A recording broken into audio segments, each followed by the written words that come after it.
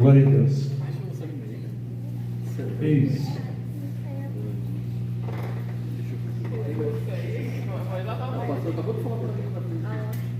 Você já casado ainda tem bolsa branca. Pode chamar a atenção, viu, pastor? Amém. Amém. Fique à vontade, sinta-se em casa. Glória a Deus. Então a nossa matéria vai ser sobre a vida e o ministério de Jesus. Nós vimos na introdução passada sobre que havia uma profecia sobre a vinda de Jesus. Deus ia mandar da semente da mulher uma pessoa. E nós temos que entender que Jesus não veio como Deus na terra, ele veio como homem. Então, vindo como homem, tinha que ter alguma coisa preparada. Então, eu quero falar da preparação que foi feita para aguardar a vinda de Jesus. De Jesus homem, de Jesus que venceu o diabo no deserto como homem, não foi como Deus, porque senão depois a gente teria sérios problemas, né?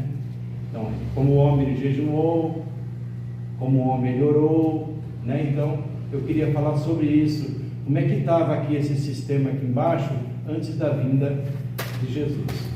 Tá certo? Então, durante nessa apostila, eu quero abordar com vocês, primeiro ponto, o preparo e as condições do mundo para a vinda do Messias. Vou falar também sobre os 4 evangelhos. Não hoje, no decorrer, nós vamos falando, né? A jornada de Jesus, os 30 anos de preparação, o princípio do ministério de Jesus, o desenvolvimento do ministério de Jesus no ano da sua popularidade, as oposições no ministério de Jesus que ele teve, né? A paixão de Cristo e os 40 dias depois ressurreição, né? Então eu queria começar falando com os irmãos. Sabe o Daniel que nós lemos? Sabe o Daniel que nós lemos lá do sonho do rei? Que ele sonhou uma estátua, que nós lemos quarta-feira passada. Alguém teve curiosidade de estar dando uma analisada lá, verificando aquela leitura? Vocês leram? Alguém leu? Ninguém leu? Que nós falamos que o rei tem um sonho, e é uma grande estátua, que Deus revelou a Daniel, a cabeça de ouro, o peito de prata, o ventre de bronze, e as pernas, metade ferro, metade barro. Então eu queria pedir que, para trazer para a aula que vem, dá uma pesquisada lá, porque lá a cabeça é o reino de Babilônia. Pesquisa o período babilônico lá. Os irmãos podem fazer isso. É ir no Google lá e pesquisar lá, e aí você vasculha lá e tira, faz um rascunho à parte de alguma coisa interessante que você viu, para a gente conversar mais aqui na próxima. Você poderia fazer isso. Lá você vai achar o período babilônico, você vai achar o período dos Médios e Persa, você vai achar sobre a Grécia, né? Que vai entrar sobre os conquistadores lá, Alexandre, esse negócio todo. E aí a perna da estátua, que é parte ferro e parte barro, nós vamos entender aqui nesse estudo aqui. Diz que João Batista, ele leu 1000 vezes aquele texto que estava em pergaminho, para entender. O irmão pode abrir, por gentileza, Isaías 40, versículo 3.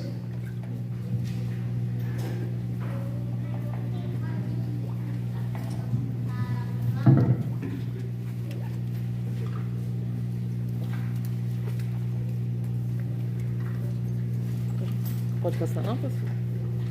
Cadê a Bíblia? Pega ali pra mim, aquela Bíblia ali. Isaías 43. Obrigada. Quem achou? Amém. Para a gente adiantar, lê, por favor. Voz do que clama no deserto, prepara o caminho do meu Salvador. Direitei no ermo e vereda ao vosso Deus. É Juliana, né? Seu nome? Luciana. Luciana. Quem é esse aí? Qual que é a voz que clama no deserto? João Batista. João Batista, né? Sim. João Batista. Lembra que nós estudamos sobre as pernas da estátua? Quer dizer que João Batista ele quer saber que período é esse aqui que Roma está predominando em Jerusalém. Que período é esse? Então, por isso que eu falei sobre que os irmãos também estudem esse período lá de romano também lá. É só puxar no Google, vai sair lá. Só para a gente comentar um pouquinho, pouca coisa, só que a gente não pode também tomar muito tempo, né? Só um tira-gosto só. Tá bom? Então esse aí, quem pode falar mais alguma coisa sobre João Batista? Qualquer um sobre João Batista. Quem foi João Batista na Bíblia? Bom, ele vem da linhagem de Jesus, ele era primo de Jesus, né? Primo de Jesus. E como é que o irmão sabe que ele era primo de Jesus? Eu já estudei isso. Mas como é que a gente descobre então? Não. Porque Maria era o que de Isabel? Irmã. Elas eram primas, né? Então tá. Essas perguntas têm que ser feitas. Porque a gente. E aqui é lugar de errar mesmo. A gente vai errar, né? Para acertar. Tá certo? Eu vou ler aqui para você um texto. Né? Eu vou ler um texto para você aqui. Aliás, um texto não, vou ler na minha revista. Você ouça, por favor. Quando o Senhor Jesus veio a este mundo, as condições então existentes indicavam que a época era apropriada e a plenitude do tempo era chegada, conforme a interpretação dada por Paulo, em Gálatas 4:4. Quem pode ler? Gálatas, Epístola do Apóstolo Paulo, Gálatas 4:4.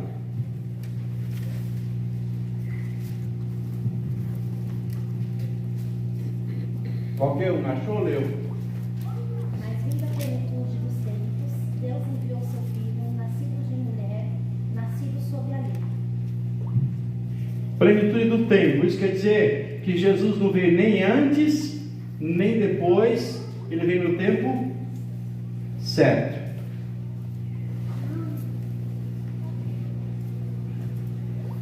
O Império Universal. Os romanos, por suas conquistas, havia reunido em um só império a maior parte dos países do mundo conhecido, alargando seu domínio pelo Mediterrâneo, subjugando, aonde que os romanos ele alcançou, né?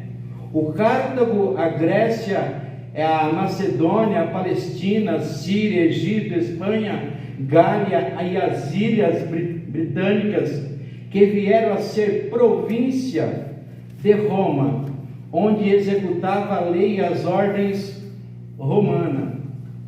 Então assim, eles conquistavam, né? E ele colocava lá uns líderes lá para representar, né? Mas eles não conquistavam somente com espada, eles levavam a cultura para lá, não é? Havia influência, né? Eles quando invadem, Alexandre, quando invadem juntamente com o Império Romano, ele se preocupa em fazer pontes, né? Eles construíam pontes, eles construíam estrada, eles faziam estrada. Tem um ditado aí popular que diz assim, né? Quem tem boca, vai aonde? A Roma, porque não tinha outras estradas, saía em Roma mesmo. Então, isso facilitou o quê? A chegada do Evangelho, a essa cidade, a esses lugares, né? Quando você vê os discípulos do Senhor, eles fazendo a obra, Paulo nas obras missionárias, não é? Tudo isso facilitou aqui, né? Mas isso tudo existe uma razão, né? Porque estão aguardando quem? Jesus, né? Jesus vir. Glória a Jesus. Os conflitos e as guerras de conquista já havia cessado em todo o mundo, que seria a paz mundial, né? Que os romanos implantaram, possibilitando desta forma o lançamento do êxito da semente do cristianismo por toda parte. Todos os povos estavam sob a bandeira do Império Romano, cujo governo trouxe ao mundo do período chamado paz mundial, tá certo?